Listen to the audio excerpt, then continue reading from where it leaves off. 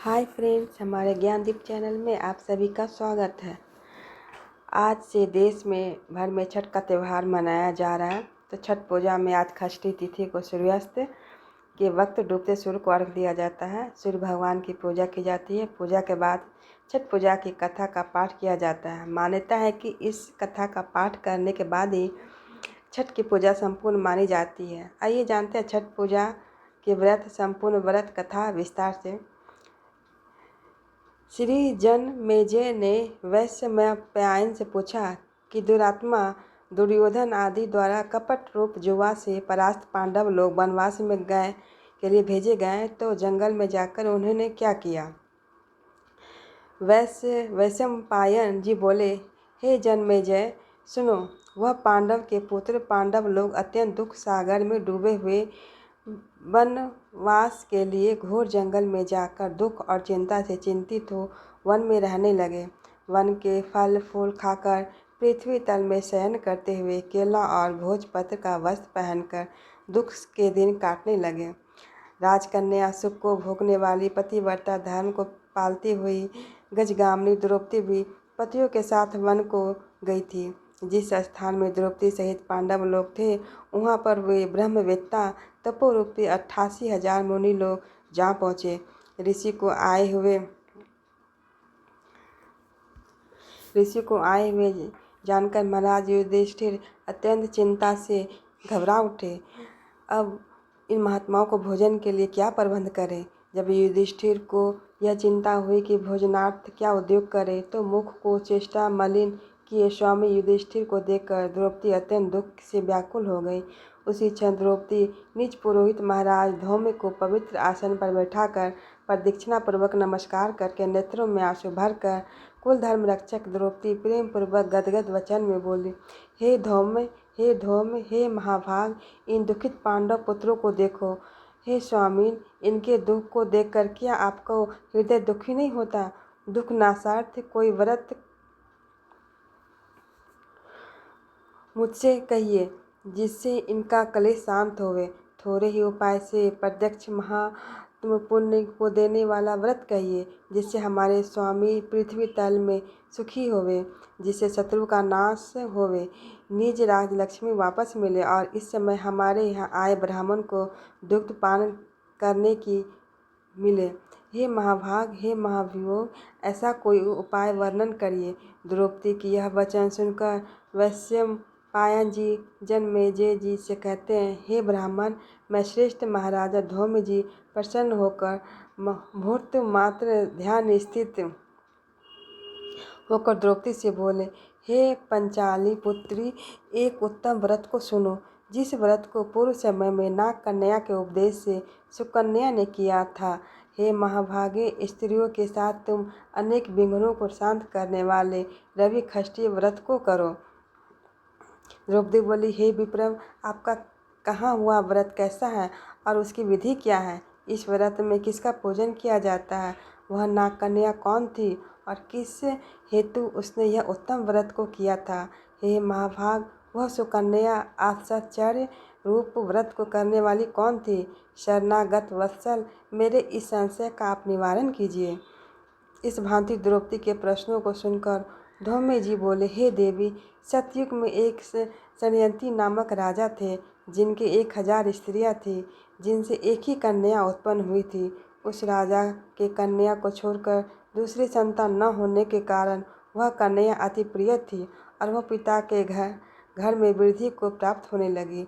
कुछ समय के बाद वह कन्या चंद्रवत मुख, कमलवत नेत्र और कुंभ स्तनी होती हुई युवावस्था को प्राप्त हुई। बाल्यावस्था से ही वह कन्या पिता को प्राण के समान प्रिय थी। इस पृथ्वी लोक में उनका सदृश दूसरी कोई ऐसी कन्या न थी जिसको हमने देखा हो। इसको उसका सुकन्या नाम पड़ा। एक समय राजा शरीयती मृगया के लिए मंत्री, सेना, बड़े बड़े योद्धा और पुरोहित को संग में लेकर घोर जंगल को गए। शिकार खेलने निमित्त राजा को जंगल में वास करते हुए 10 दिन व्यतीत हो गए। राजा शरीयती दिन में शिकार खेलकर रात्रि में स्त्रियों के साथ क्रीड़ा करते हुए जंगल में रहने लगे। एक समय सखियों के साथ सुकन्या फूल लेने के लिए जंगल में गई।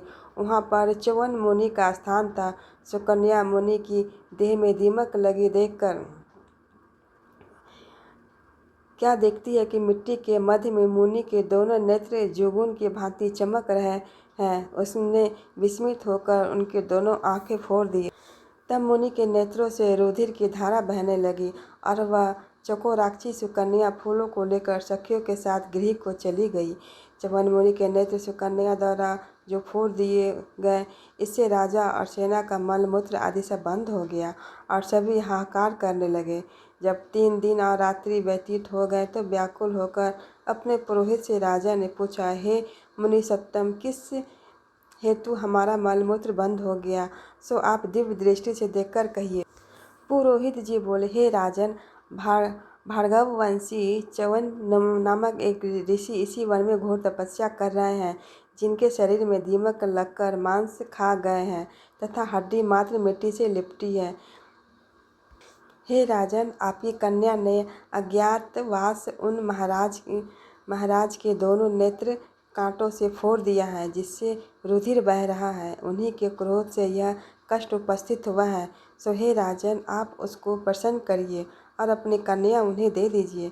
कन्यादान से यह मुनि च्यवन जी प्रसन्न हो जाएंगे। यह पुरोहित के वचन सुनकर राजा शरीयती सुकन्या के साथ लेकर ऋषि के पास गए और जल छोड़ने पर हड्डी मात्र के दर्शन हुए। नेत्रहीन ऋषि को देखकर राजा बोले, हे प्रभु, मेरी कन्या से अनजाने में यह अपराध हुआ है, जिससे आपके ये नेत्र फूट गए हैं। हे मुनिवर, आपकी सेवा के हेतु हम अपनी कन्या आपको देते हैं, जिसमें आपको कष्ट न होवे।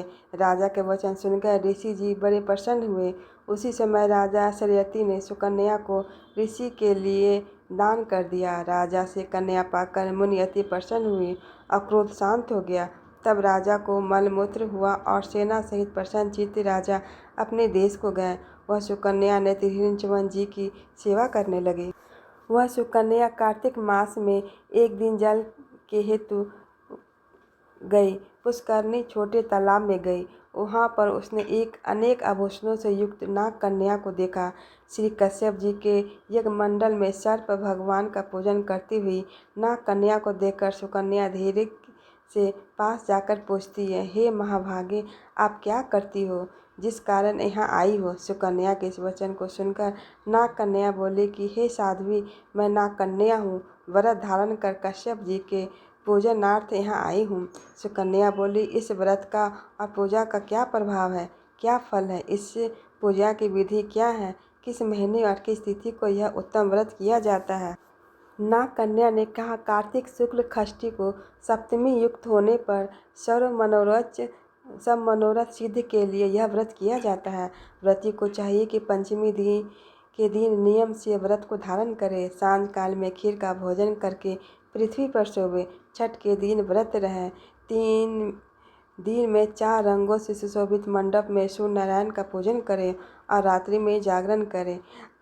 अनेक प्रकार के फल और पकवान आदि का नैवेद्य सूर्य नारायण को प्रीति के लिए गीत वाद आदि से गा बजाकर उत्सव मनावे।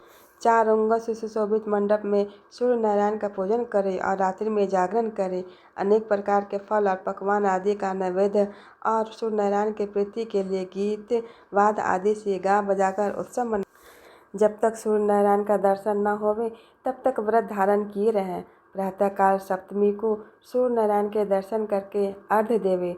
दूध, नारियल, कदली फल, पुष्प, चंदन से 12 नाम सूर्य के हैं, उन्हीं के नामों का उच्चारण करते हुए और प्रत्येक नाम से दंडवत प्रणाम करते हुए अर्घ्य देवे।